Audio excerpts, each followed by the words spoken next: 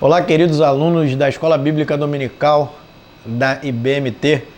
Nós estamos gravando essa aula aqui. Como você sabe, estamos aí no momento em que precisamos tomar alguns cuidados quanto ao nosso ir e vir, tanto para o trabalho como para os afazeres diários e a nossa igreja também. Mas para que você não fique sem a nossa aula da Escola Bíblica Dominical, nós estamos aqui gravando. Eu estou aqui na frente da câmera, mas quem está atrás da câmera é o Ítalo. Então, valeu, Ítalo. Estamos aí, ele já tem colaborado muito com a nossa igreja nesse sentido. Então, a ideia é que não termos uma aula nos moldes ou no tempo do que temos na escola dominical, mas termos uma videoaula em que vamos abordar o assunto da aula que tem o tema O Conhecimento de Jesus, que encontra-se lá em João capítulo 14, versículo de 1 a 15. Então, convido você a abrir a sua Bíblia aí em João 14, versículos de 1 a 15, e o tema então da nossa aula é o conhecimento de Deus. Vou fazer o seguinte, eu vou ler o texto e depois nós vamos começar a conversar um pouquinho sobre esse encontro com Jesus, que é o tema geral da nossa EBD no primeiro trimestre de 2020, ok? Então vamos lá. João capítulo 14, versículo de 1 a 15. Não se turbe o vosso coração, crede em Deus, crede também em mim. Na casa de meu pai há muitas moradas. Se não fosse assim, eu vos teria dito, pois vou preparar-vos lugar. E se eu for e vos preparar lugar, virei outra vez e vos levarei para mim, para que onde eu estiver, estejais vós também. E vós conhecereis o caminho para onde vou. Disse-lhe Tomé: Senhor, não sabemos para onde vais. Como podemos saber o caminho?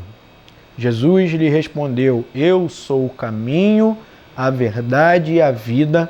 Ninguém chega ao Pai a não ser por mim. Se de fato me conheceis, também conhecereis meu Pai, e desde agora o conheceis e o tendes visto. Então Filipe lhe disse: Senhor, mostra-nos o Pai, e isso nos basta. Jesus lhe respondeu: Filipe, há tanto tempo estou convosco e ainda não me conheces? Quem vê a mim, vê o Pai. Como podes dizer, mostra-nos o Pai? Tu não crês que estou no Pai e que Ele está em mim? As palavras que vos digo, não as digo por mim mesmo, mas o Pai que permanece em mim é quem faz as suas obras. Crede em mim, eu estou no Pai e Ele está em mim. Crede ao menos por causa das mesmas obras. Em verdade vos digo, aquele que crê em mim também fará as obras que eu faço, e as fará maiores, pois estou indo para o Pai. E eu farei tudo o que pedirdes em meu nome, para que o Pai seja glorificado no Filho. Se me pedirdes alguma coisa em meu nome, eu o farei. Então aqui nós temos um diálogo e um encontro de Jesus com duas personagens. A primeira é Tomé e depois ele fala com Filipe. O interessante é que esse diálogo, de Jesus com esses dois homens, ele acontece depois que Jesus anuncia a sua partida aos discípulos. Então, é um momento de muita tensão no relacionamento de Jesus com os seus discípulos. Afinal de contas, a ideia inicial dos discípulos qual era? De que o Messias chegaria, ele dominaria todas as coisas e sentaria ou se assentaria no trono de Davi. E o que os discípulos têm visto com a vinda de Jesus, essa primeira vinda de Jesus, é justamente o contrário. Jesus, ele em nenhum momento ele tem dito, ele diz aos discípulos que ele vai tomar o poder, que ele vai dominar todas as coisas. Mas vai dizendo que temos que servir, temos que amar, temos que suportar. Isso vai contra o pensamento nos discípulos. E para então culminar, o que ele faz? Olha aí, discípulo, é o seguinte, eu vou meter o pé, eu vou embora. eu vou abandonar vocês. E os discípulos, então, eles ficam sem saber o que fazer. Eles começam a ter a sua mente e o seu coração entristecidos. Se você perceber no versículo 33 do capítulo 13, Jesus diz assim: filhinhos, estarei convosco apenas mais um pouco. Vós me procurareis, e como eu disse aos judeus, também vos digo agora, para onde vou, vocês não podem ir. Lá no versículo 36, ele diz assim para Pedro: então Simão Pedro lhe perguntou: Senhor, para onde você vai? Jesus respondeu: para onde eu vou, não podes me seguir agora. Mais tarde, porém, me seguirás. E Pedro lhe disse: Senhor, por que não posso seguir-te agora? Darei a minha vida por ti. Jesus respondeu: darás a vida por mim? Ah, meu garoto, em verdade te digo que antes que o galo cante, tu me negarás 3 vezes. Percebe? Os discípulos querem saber para onde Jesus vai. Os discípulos têm interesse. Jesus fala assim: olha, eu vou para onde vocês não podem ir. Pedro, você não pode ir agora, você vai. Provavelmente ele falando aqui sobre também a morte de Pedro. Mas ele diz: tanto você não vai, Pedro, que quando eu precisar você vai me negar. Ou seja, Jesus Cristo deixa o coração dos discípulos extremamente inquieto. E é nesse contexto então que ele introduz o versículo 1 do capítulo 14. Não se perturbe o vosso coração. Então, conseguem compreender o contexto? Jesus, ele estabelece uma situação em que os discípulos não esperam, em que ele vai, em que ele não vai atender aos anseios do coração dos discípulos. Inclusive diz que aos discípulos que eles não podem ir. Afinal de contas, eles estavam querendo saber porque eles são discípulos. Eu não vou. Eu sou teu discípulo, eu tenho que ir. Isso gera o quê? Inquietação. Isso gera incerteza. Um coração perturbado. Então, qual é o objetivo da nossa aula hoje? É que ao final da aula, você, o aluno, saberá que Deus Pai apenas pode ser conhecido por meio do Filho, abraçará ou reafirmará esse conhecimento necessário para a salvação, renovará sua confiança em Cristo e obedecerá aos seus mandamentos. Esse é o nosso objetivo com essa aula. Mas antes, eu quero estabelecer algumas frases e palavras-chave do texto que nós vamos trabalhar, ok? A primeira é o versículo 1. Não se turbe. Turbo. O que é turbar? O que ele quer dizer com isso? A fé em Cristo pode acabar com a agitação do coração. Não se turbe, não se perturbe. A fé em Cristo pode acabar com esse tipo de perturbação. Ele também fala sobre moradas. Que tipo de moradas são essas, né? Ele trabalha com a ideia de muito mais ampla do que apenas a ideia de reino deste mundo.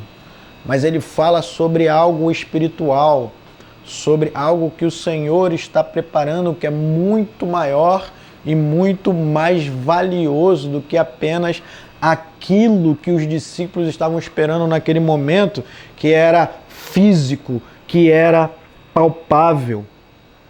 Ele também fala sobre que outras coisas maiores os discípulos fariam. Lá no versículo 12, quando ele se refere ao poder, à promessa do Espírito Santo, que vai ser o assunto seguinte a João, ao texto que nós estamos estudando, ele vai deixar o Espírito Santo e com isso os discípulos terão capacidade de fazer coisas até maiores do que eles estavam vendo.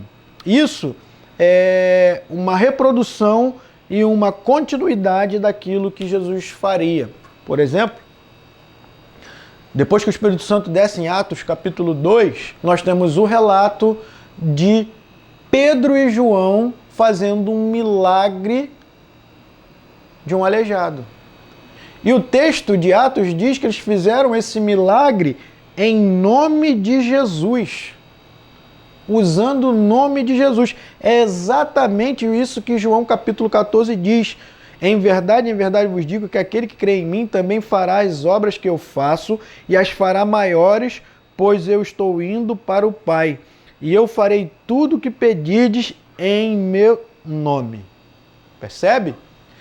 Então, a conexão desse texto é a conexão da preparação de Jesus para o reino vindouro, a continuação daquilo que os seus discípulos farão quando ele ascender aos céus, quando ele voltar para os céus, e a certeza de que nós teremos o Consolador conosco e esse Consolador vai nos atender naquilo que precisarmos para a glória do nome do Senhor Jesus Cristo.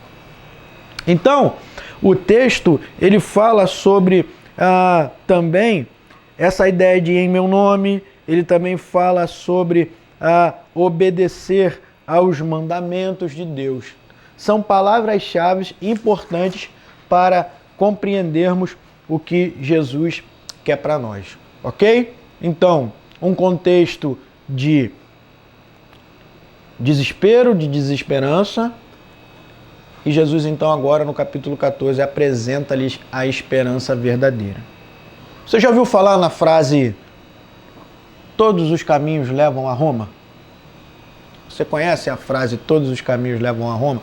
Provavelmente você já ouviu essa frase e o significado básico disso é que, olha, não importa por onde você vai e como você vai fazer, você vai conseguir fazer o que você está pretendendo. Basicamente é isso. O significado de que não importa por onde você vá, não importa como você faça, nós vamos chegar ao mesmo caminho. Ok, essa é uma verdade que pode ser pode atender diversas áreas, mas não é uma verdade que atende a área do conhecimento de Deus e da palavra do Senhor.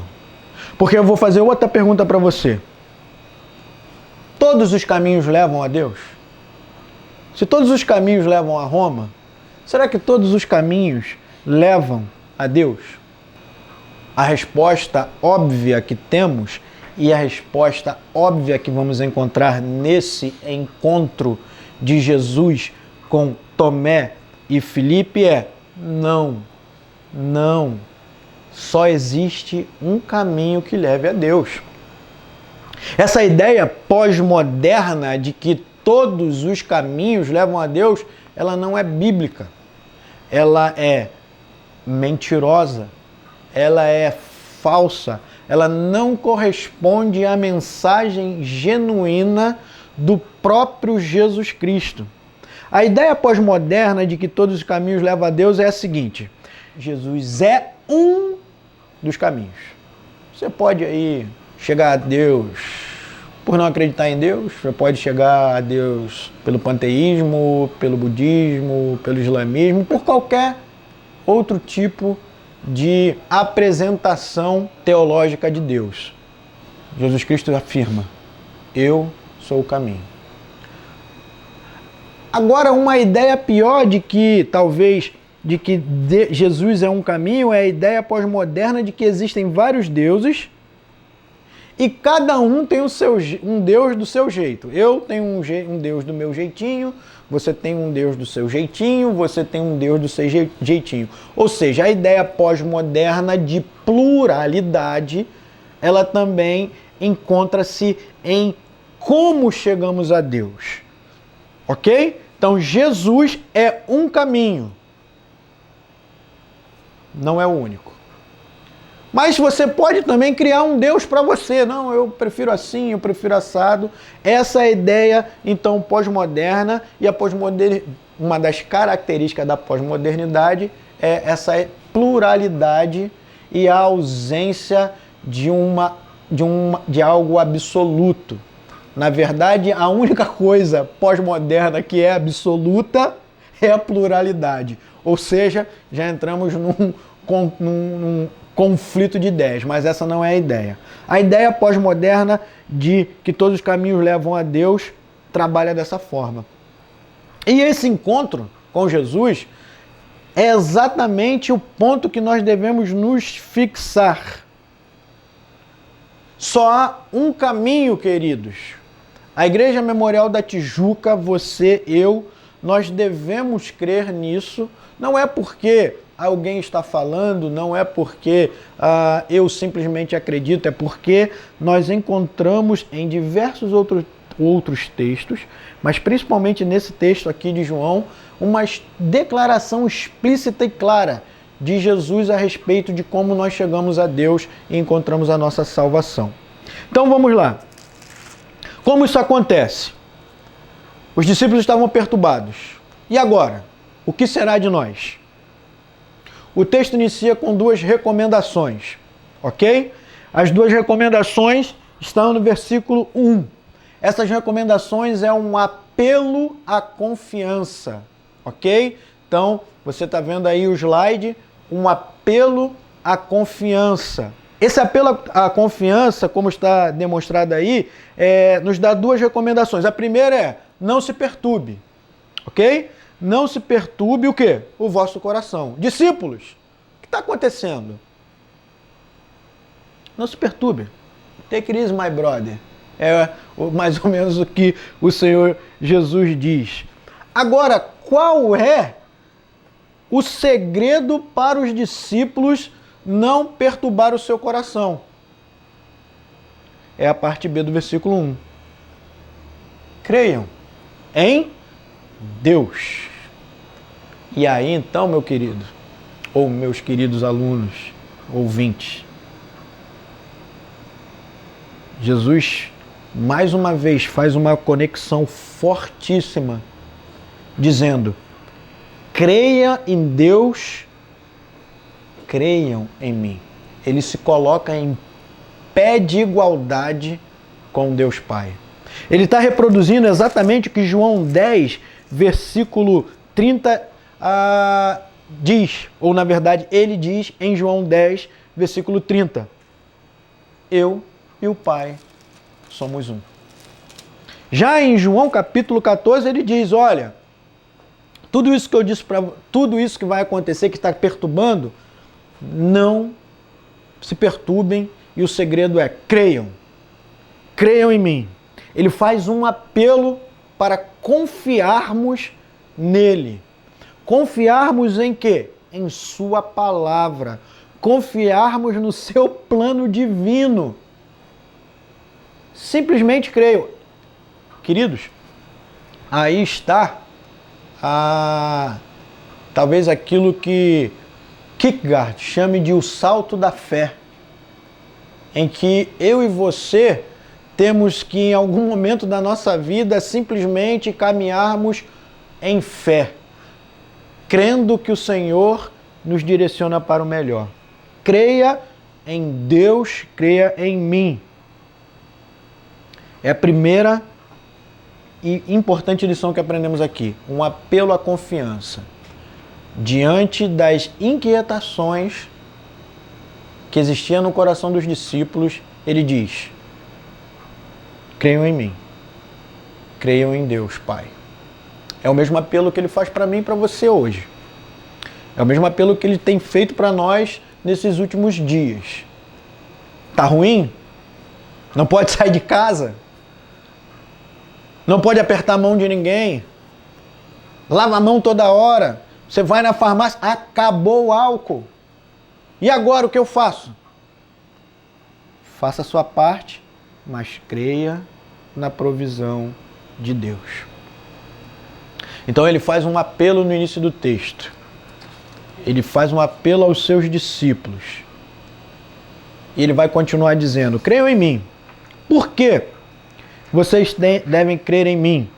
Por que vocês devem continuar crendo em mim? E agora então ele vai dar a continuação para essa confiança. E qual é a continuação para essa confiança? Está no versículo 2 ao versículo 4, que vai aparecer aqui na projeção para vocês. Os discípulos tinham ficado desanimados quando ele falou que ia embora. Agora recebem a garantia que terão vantagens com isso. Ele está indo para preparar um lugar para eles e depois de feito isto, voltará para levá-los até lá. Percebe a ideia aqui? Ele faz um apelo à confiança, creiam. E agora ele diz, continuem a confiar, e vai dar um motivo para os discípulos continuarem a confiar. Na casa do meu pai há muitas moradas. Eu vou preparar um lugar para vocês lá. Então, ele vai aqui muito mais do que apenas questões físicas e de domínio territorial. Ele vai na essência do evangelho da proclamação do reino. Eu criei um homem para se relacionar comigo. Aqui é uma ideia do Jardim do Éden. Ele cria o Jardim do Éden, Deus para quê? Para o homem morar, para o homem se relacionar. Ele não ia lá passear com Adão e Eva? Ele não estava lá se relacionando na casa de Adão e Eva, que era o jardim? Olha a comparação que ele faz.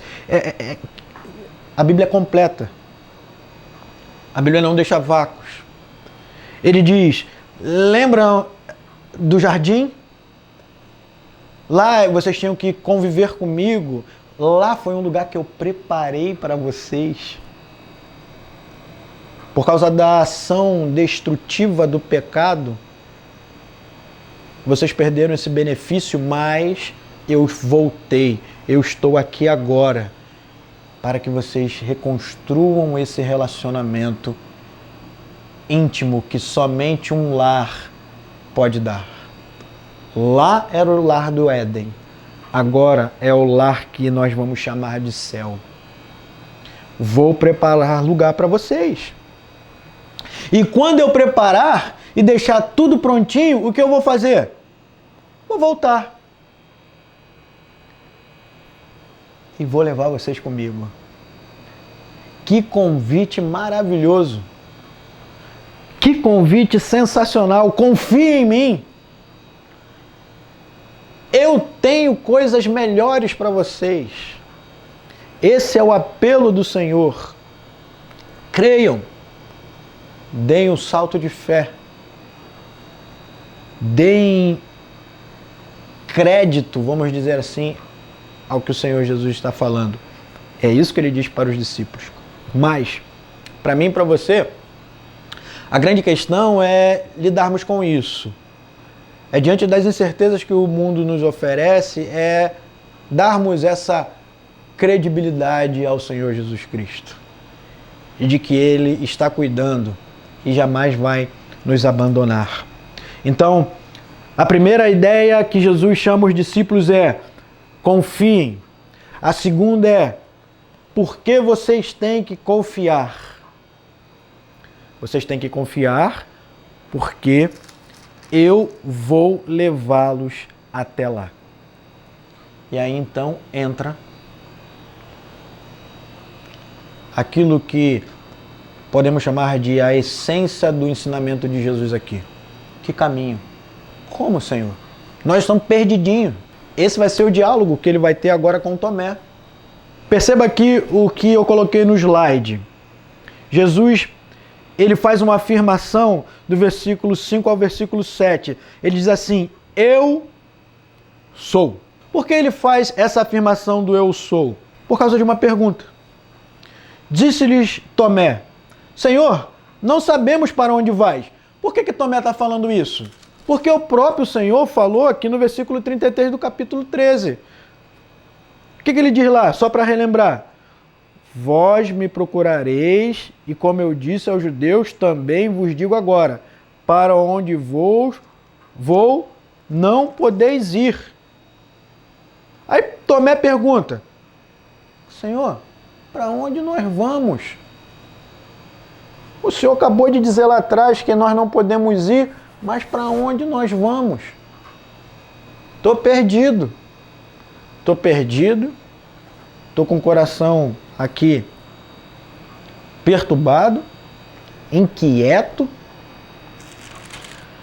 O Senhor falou já sobre crer no Senhor, que o Senhor vai preparar um lugar e o Senhor vai levar a gente para lá. Para onde é? Para onde é? E como chegar lá? E aí então, o Senhor Jesus, Ele estabelece a verdade bíblica que não pode ser afastada do nosso coração. Eu sou. Então ele usa um nome pactual. Aquele nome que Deus se apresentou a Moisés, lembra? Moisés, tira as sandálias, que o lugar que você está é sagrado. Quem é que está falando comigo? Eu sou, lembra? Um nome pactual. O Senhor Jesus, Ele vai usar esse nome pactual diversas vezes. Eu sou a videira verdadeira, eu sou a luz do mundo, eu sou a água. Ele vai trabalhar com essas ideias. Então ele diz, eu sou o caminho, eu sou a verdade e eu sou a vida. E ninguém chega ao Pai a não ser por mim. Tomé, você quer saber qual é o caminho? Eu quero, Senhor. Tomé, vou lhe oferecer ainda algo maior, não só o caminho. Qual é o verdadeiro caminho? E o verdadeiro caminho, Tomé, lhe oferece a verdadeira vida. O verdadeiro caminho te leva pela verdade, que no final é a verdadeira vida. E ninguém vem ao Pai a não ser por mim. De novo no slide, vir a Deus através desse caminho permite-nos conhecê-lo. Os discípulos já começaram a conhecer o Pai, porque chegaram a conhecer o Filho. Queridos, o encontro de Tomé com Jesus é esclarecedor, é escandaloso, é inquietante, é fantástico, diria eu. Você quer conhecer a Jesus? Você quer conhecer a Deus, na verdade? Só tem um caminho. Jesus. A verdade pós-moderna não passa da mentira de Satanás para o nosso século. Então, o caminho, ele é apresentado a Tomé. E agora, para Filipe, é apresentado a união entre pai e filho. Olha, o caminho para chegar ao pai é pelo filho, mas o filho é igual ao pai. Do versículo 8 ao versículo 11, nós vamos ter essa ideia sendo trabalhada com Filipe. Filipe então pergunta ao Senhor, ou ele diz assim, Senhor, mostra-nos o Pai e isto nos basta. Jesus lhe respondeu, Filipe, há tanto tempo estou convosco e ainda não me conheces? Aí então está uma questão muito importante para nós. Uma questão que pegava com os discípulos. Eles estavam com Jesus, eles viviam com Jesus, mas nos parece que eles não conheciam Jesus de fato. E o porquê eles não conheciam Jesus de fato? Eles não conheciam Jesus de fato porque eles trabalhavam com a ideia pessoal deles de quem era Jesus e não com a ideia exata de quem Jesus veio mostrar que era. Dá uma olhada no slide. Crer em Jesus é saber que eles, ou seja, Deus Pai e Deus Filhos, são um e executam as mesmas obras. Versículo 11, crede em mim, eu estou no Pai e Ele está em mim. crede ao menos por causa das mesmas obras. Crer em Jesus é ter o privilégio de executar a sua obra aqui. Versículo 12. Em verdade vos digo, aquele que crê em mim também fará as obras que eu faço. Como eu disse no início, nós podemos perceber isso lá em Atos, capítulo 3 e em outros textos também. E não só faço, e as fará maiores, pois estou indo para o Pai. E Cristo é o mediador desta obra, pois tudo deve ser feito em seu nome. Então percebe? Deus Pai e Deus Filho executam a mesma obra, que é a obra salvífica, é obra de tocar no coração das pessoas através da ação do Espírito Santo, que vai ser apresentado a partir do versículo 15. E depois ele diz, mas vocês não estão excluídos. Vocês também podem participar dessa obra. Mas para participar dessa obra, vocês precisam estar no caminho. E só existe um caminho. O caminho é Jesus. Para entendermos a obra de Jesus, precisamos entender que Ele e Deus são a mesma pessoa e eles esperam de nós que façamos aquilo que Ele pede nas Escrituras. Para isso precisamos conhecê-lo. Não podemos ter essa ideia de Filipe. Senhor, mostra-nos o Pai, isso nos basta. Quem é a casa desse Pai que nós vamos? Não, eu sou o Pai, disse Jesus. Então, ele encerra, e nós encerramos a nossa lição dessa forma, entendendo o que o versículo 13 e 14 diz. Eu e você, e os discípulos, faremos tudo o que pedirmos em nome do Senhor, para que Ele seja glorificado. Então, a ideia que o texto nos traz é que não fiquem perturbados. Creiam no meu nome. Creiam no que eu estou dizendo, porque o que eu digo é o que Deus está dizendo. E o que eu estou dizendo é, existe algo maior do que aquilo que vocês esperam para esse mundo. É um relacionamento perfeito, num lugar que eu estou preparando e que eu vou dar a vida para que vocês entrem. E para entrar só tem um caminho. Esse caminho, ele nos leva à verdade e ele nos leva a uma vida plena. Para isso, vocês precisam me conhecer. Porque sem conhecer a Deus, não há condição de executarmos verdadeiramente a sua obra. Então, não se turbe o vosso coração. Por quê? Porque Deus prometeu que irá nos buscar. Creiam que Ele está fazendo isso, está construindo isso. Ele é o caminho. E Ele nos capacita a vivermos para a glória dEle. Quero encerrar com o último slide, lendo o que Thomas Kempis, no livro Imitação de Cristo, diz para nós. Acompanhe comigo. Sigam-me. Eu sou o caminho e a verdade e a vida. Não é possível andar fora do caminho, não é possível conhecer fora da verdade. Não é possível viver fora da vida. Eu sou o caminho pelo qual vocês devem andar. A verdade em quem vocês devem crer. A vida na qual vocês devem pôr sua esperança. Eu sou o caminho inerrante, a verdade infalível, a vida infindável. Eu sou o caminho reto, a verdade absoluta, a vida verdadeira, bendita e não criada. Se vocês permanecerem no meu caminho, conhecerão a verdade, e a verdade vos libertará, e tomarão posse da vida eterna. Querida IBMT, queridos alunos, que Deus nos ajude a compreender, a defender e a proclamar aquele que é o verdadeiro e único caminho. Deus nos abençoe. Até a próxima.